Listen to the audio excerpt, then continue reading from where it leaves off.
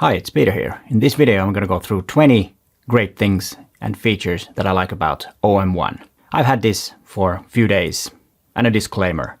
It's not mine, it was sent to me from OMDS and I will send it back after a few weeks of testing. During that 2 weeks I will be making some more videos about this, but this video is about the things that I like about this new camera, and there are quite a few things. And this video is divided into 3 parts.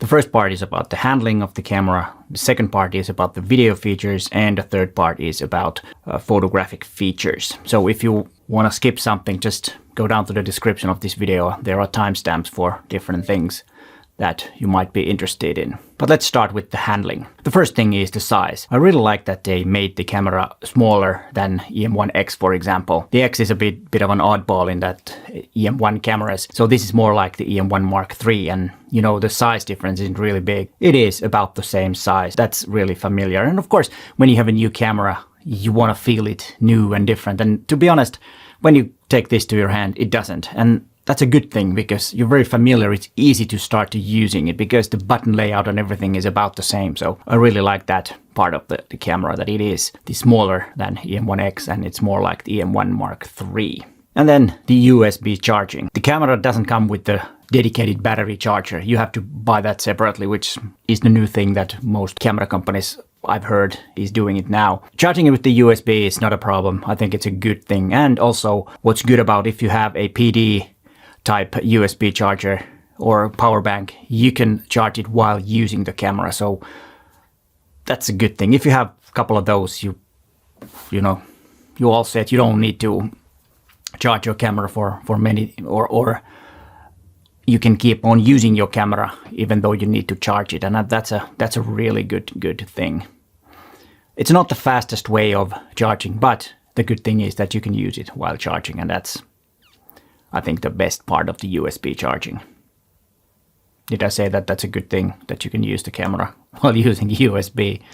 That was a bit complicated way of saying the thing, but you know what I mean. And then the next thing is the new menu system. And it is really good. I really like it. Even though, of course, when you first grab the camera and start using the menu, you will press wrong buttons because the way you navigate is a bit different than it is with the older cameras. But, you know, you get used to it. But it's a lot more intuitive and a lot clearer and a lot faster to use. So this one was something that I've been waiting for a long time. And the next one is AF on button is separate from the, the AEL button. And that's a lot better way of using the back button focus. And it's positioned in a better place, in my opinion. And I might even start using it because I haven't used it that much. Because there is a way to overcome the lack of MF clutch. Just set your camera to manual focus and then, you know, finalize the focus with the AF on button. And I think that works pretty well. This same method has worked before, but, you know, the button layout wasn't the best for me, at least. But, you know, I might change my way of making the focus in the future. We will see if that happens. And then the last thing from the handling is the ability to assign features and computational imaging to a button. And that's a good thing. For example, the default setting for record button when you are using it as a still camera is handheld high-res shot. So you just press the record button and you do have the handheld high-res shot right there. And then you can press it again and you go back to normal. When it's just, you know, one push of a button away, it's a lot more easier to use. And most likely it will be used a lot more because the older version was you need to, you know, go into the menu and all that hassle. Now it's just one button and you're good to go. And you can also assign some other things. If you use something else, then you can assign something else to different buttons. So that's always a good thing when already good customizability has been taken to the next level. And that's something that I really like. And before we continue, I have to tell you about a great deal. If you're planning on getting OM-1, there is a possibility to get a free lesson about the camera with me. It's a group lesson in Zoom. I have everything about this in the description of this video. Unfortunately, the deal is only available here in Europe, at least when it comes to me and my lessons. You go to the Olympus shop or the OMDS shop in the available countries here in Europe, use the code that is in the description of this video when you check out, and you will get the free lesson. After you purchased, copy the order number, go to my website, and reserve the spots from available times. And I know the supply of OM-1 is quite low right now. Click this if it's not available and give your email to OMDS, and they will send you an email when the OM-1 is available again. Everything is in the description down below, and links and everything. And that code is also an affiliate code. You don't pay any extra, but I get a small commission if you buy using that code. And you will also get the free lesson, but of course you don't pay any extra. And then we talk about some video features before we go to the photographic features that I really like. The first is that you have two different codecs. You've got H.264 and H.265. And the 265 is a better codec. There's more information. It's also 10-bit, and that's also a good thing. It's only two numbers from 8 to 10, but in bits it's a lot because there's a lot more room to grade your footage if you use 10-bit, and that's a great upgrade on that. And then 4K 60 frames per second, of course, is a good thing. You know that motion is a bit smoother, and you have more and more possibilities. And of course, there is in full HD you can do really high frame rates, which I haven't not tested yet, so I'm not really know how good the quality is. But there is, I think, even 240 frames per second if you use H.264. And also there are more frame rates for Cinema 4K, for example. You got 25 and 30 and 50 and 60, and the same goes with 4K. So that's a big improvement, I think, because, you know, in the previous version or the previous model, the M1 Mark III, Cinema 4K was only 24 frames per second. Now you have more options to choose from if you want to use that 17:9 aspect ratio. And that's really good thing. And what else? Yeah, and then a few things about the usability. When you press the record button, you can have the frame around the LCD. There is a red line around, so you can really see that you are recording, which is a really good thing. And then there is no 30-minute time limit on the recording. It won't stop the recording after 30 minutes, and it won't split the files either to smaller files like it did with the previous model. M1 Mark III split the, you know, like 2 minutes, 2 minutes 15 seconds, and then there was another file. For me, it wasn't really a big deal. You can just, you know, grab them all to the timeline and they're all set there. But I think it's a good thing that it doesn't split. And I did a 1 hour recording, and the settings were 4K 25 frames per second and 10-bit. And it was one file, 35 gigabyte file. It didn't split, and that was about an hour.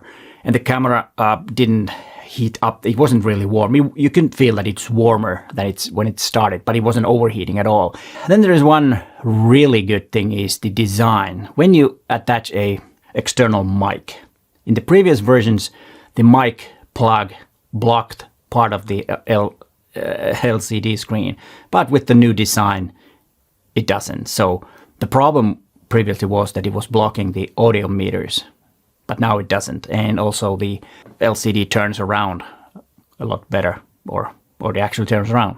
And then let's talk about the photographic features. And the first thing you notice when you start using the camera, how much faster it is. It's so much faster in everything. You do the computational photography, it's just, you know, bang, and it's done. With the M1 Mark III, you had to wait for certain things like handheld high-res and you know, tripod high-res and all that. It took just a lot more time. That might not be a problem for you because usually when you do handheld high-res shots, you're not in a hurry. But still, when everything works faster, it's a lot better, of course. And then for bird photographers, 120 frames per second raw images is a huge thing. You can, you know, you don't miss a shot with that frame rate speed. And if you have compatible lenses, then you can use 50 frames per second with continuous autofocus, which is totally great. And then of course the new sensor is really good thing. It's a 20 megapixel backlit BSI sensor, or whatever that is called. And it is a good thing that they refreshed that and made it and had a new sensor, because the previous sensor was a bit old and it's been used quite a lot. And this is a bit different technology, which enables some of the things that I really like and are good. Some people say that, yeah, it should have been 24 or even more, but I think 20 is plenty, and it's not a big problem for me that it's only 20. or only. I think it's plenty of, and I've never really needed anything more. But I know that there are some people that this could be something, but to be honest, most of us don't need any more than 20 megapixels. And you do have the high-res shots, which are something that you can use in certain situations. Of course, it's not the same thing as a dedicated, let's say, 50 megapixel sensor, but it is still there, and handheld version is quite good. I mean, the high-res shot in OM-1 camera. Now let's continue to the next one. The new EVF. That is really something that many of you have said that, the EVF isn't really up to the standards of today, but now it is. It's 5.76 million dots OLED viewfinder, and it is clear, and you can really see. And of course, when we talk about the photographic features, there's no blackout when you're using really high speed shooting sequentials, and that's also a good thing. And I think that's one of the best things. And of course, that's because of the sensor is a lot faster. You can use that. Yeah, then there's been a lot of talk about the image quality and how much better it is. And OMDS has claimed that there is 1 stop better dynamic range, 2 stops better noise handling, so that's 2 stops better. I've tested it, and I have to confirm that both of those numbers are correct. But what it makes better is that you can open up the shadows a lot more from OM-1, and that makes it the 2 stops. And when you're using OM Workspace, you get the best results. The OM Workspace just works perfectly on that when you use, for example, the AI noise reduction. So I can confirm that it is 2 stops. And I will make a video so that to confirm that stuff. Then the 1 stop dynamic range is also true, and you can get better image quality. So there is a benefit in image quality, which is a big thing. And then there's 1 more stop in LiveND, so it's now ND64, which is a good thing. So you can really make that, let's say, the water shot, so that you don't need to have the ND filters with you. You don't need to have really long exposures. It's kind of simulation, and it's just handheld shots like this wasn't possible before. Even with the good image stabilizing, it still wasn't possible. But now it is with OM-1. And then there is the subject recognition that has been improved quite a bit. I was out last Sunday with the camera. Usually there are only, these type of birds. But then all of a sudden this fellow came. Usually I don't recognize birds, but for some reason I just looked up and see what's going on. And I didn't know what it was when I was taking the images. Luckily I had set the bird recognition and the fast frame rates to custom setting C2. I just turned the camera to C2 and started firing away. And what I was astonished that, first of all, that I actually got it into frame. Wasn't perfect, was a bit on the side, but actually it was a good thing in this because it proved that the AF works right on the edges, and it doesn't matter if there are branches between the bird and the camera. It can track it throughout some pretty big branches of tree, and I think it worked very well, as you see from this sequence of images. It is tack sharp. But I will be making some more videos about OM-1 because, as I said, I've ordered 2 of them, and they, maybe in 2 weeks I have them. And then I will make some more videos about that. And if you want to know something about this camera, please let me know in the comments down below and ask.